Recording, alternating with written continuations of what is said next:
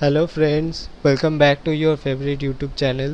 তো আজকে আমরা যে লেসন 2 শুরু করেছিলাম West Bengal board of secondary এডুকেশনের লেসন 2 অর্থাৎ ফেবেল নামক যে পোয়েমটা, যেটা রাল্ফ ওয়াল্ডো এমারসনের লেখা ছিল। তো এই কবিতাটির আজকে আমরা এক্সারসাইজগুলো ওয়ান বাই ওয়ান কমপ্লিট করব।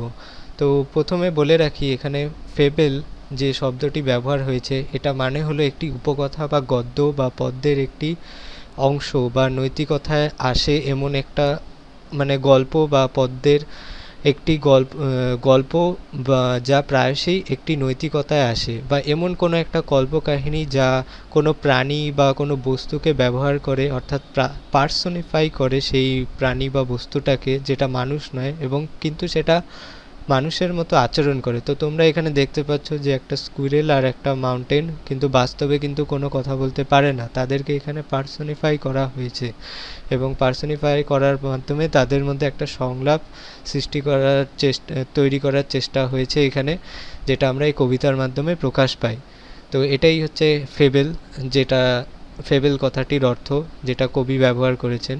তো এখানে প্রথম যে এক্সারসাইজটি রয়েছে সেখানে বলা হয়েছে যে choose the correct alternative to complete the following sentences. অর্থাৎ এখানে 4টি করে অপশন দেওয়া আছে, এই 4টি অপশনের মধ্যে থেকে যেই অপশনটি সঠিক সেটা বাছাই করে নিতে হবে। তো এখানে প্রথমে বলা হয়েছে the quarrel was between the mountain and the. তো এটা আমরা খুব সহজেই লিখতে পারবো যে এখানে যে সংলাপটি হয়েছিল বা ঝগড়া হয়েছিল, কোয়ারেল মানে ঝগড়া, সেটা হয়েছিল পর্বত এবং স্কুরেলের মধ্যে। তারপর দ্বিতীয় নম্বরে বলা হয়েছে যে Bun has no doubt that the mountain is. আর এখানে বান বলতে যে স্কুরেলকে বলা হয়েছে, সেই স্কুরেলের কোনো নিঃসন্দেহে স্কুরেলটি নিজেই বলেছিল যে কোনো নিঃসন্দেহে মাউন্টেন অবশ্যই ভেরি বিগ। তো এখানে সঠিক অ্যান্সার হবে হচ্ছে বিগ। তারপর unlike a mountain A squirrel can crack এ।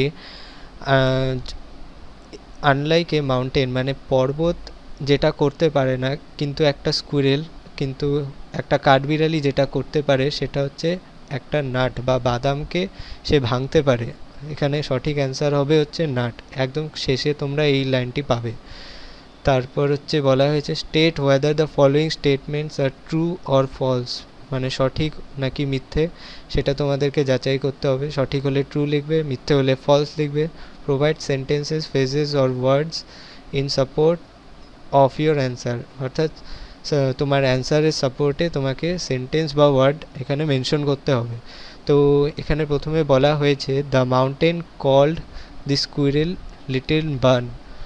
তো পর্বত স্কুইরেলকে কি লিটল বার্ন বলেছিল? না, আমরা এখানে দেখেছিলাম বার্ন রিপ্লাইড বলা হয়েছে, কিন্তু পর্বত স্কুইরেলকে বার্ন বলেনি। তো এখানে অ্যান্সার হবে হচ্ছে ফলস, এবং সাপোর্টিংয়ে আমরা লিখবো হচ্ছে and the former called the little prig. পর্বত বলেছিল তাকে লিটল প্রিগ, ছোট্ট কি বলবো, যে আর কি নিজের কথা ভাবে বা নিজেকে সব থেকে সুপিরিয়র মনে করে, এরকম পর্বত হচ্ছে স্কুইরেলকে বলেছিল।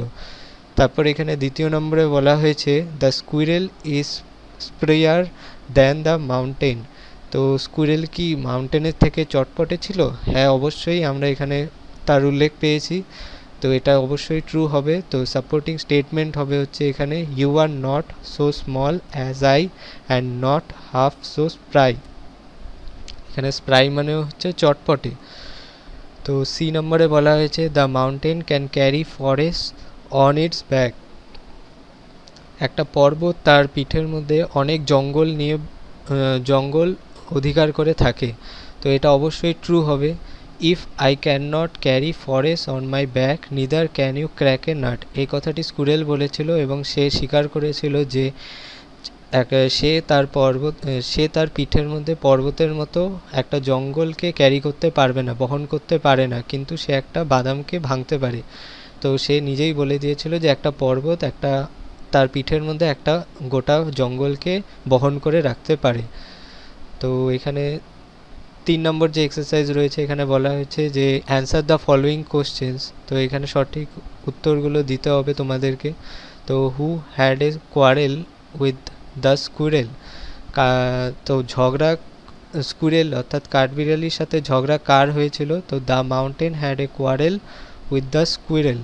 তো আমরা এখানে পাই হচ্ছে পর্বতের সাথে কাঠবিড়ালির ঝগড়া হয়েছিল।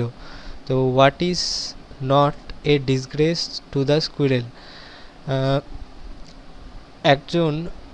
একটা স্কুইরেলের কাছে সব থেকে হতাশাজনক কি না হতে পারে? তো occupying his place is not a disgrace to the squirrel.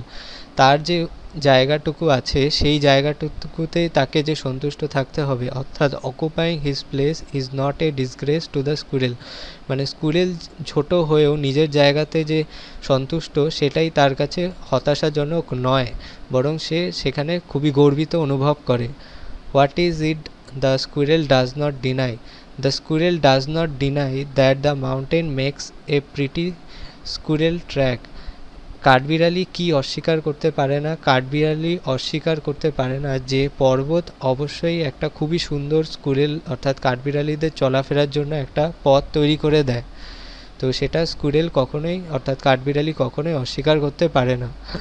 তারপর এখানে বলা হয়েছে replace the underline words with suitable phrasal verbs from the list given below. Phrasal verb, সঠিক ফ্রেজাল ভার্বটা তোমাদেরকে এখান থেকে বাছাই করে নিতে হবে।